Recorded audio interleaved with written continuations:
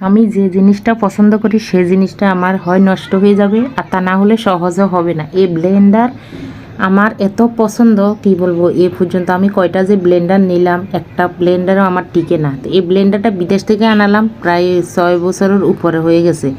তো এ পর্যন্ত কোনো রকমে চললো, তো ইদানিং কাজ করতেছে না, নিচ দিয়ে জল মানে মশলা দিলে ঘেমে ঘেমে জল পড়ে, নিচ দিয়ে জল পড়লে পরে আবার ব্লেন্ডারে ব্লেন্ড হয় না।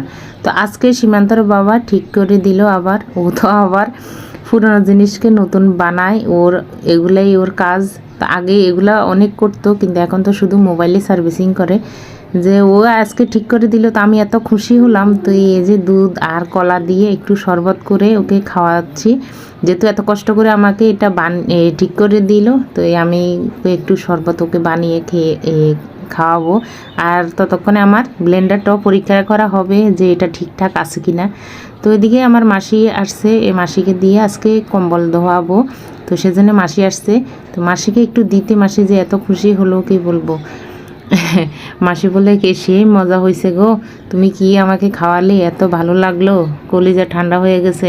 আসলে গরম আসতেছে, এভাবে ফ্রিজে রেখে দিয়ে খাইলে একদম সত্যি কথা কলিজা মন দুইটাই ঠান্ডা হয়ে যাবে। তো বিদায় আজকের মতন এই শরবত রেসিপি কেমন লাগলো অবশ্যই জানাবে।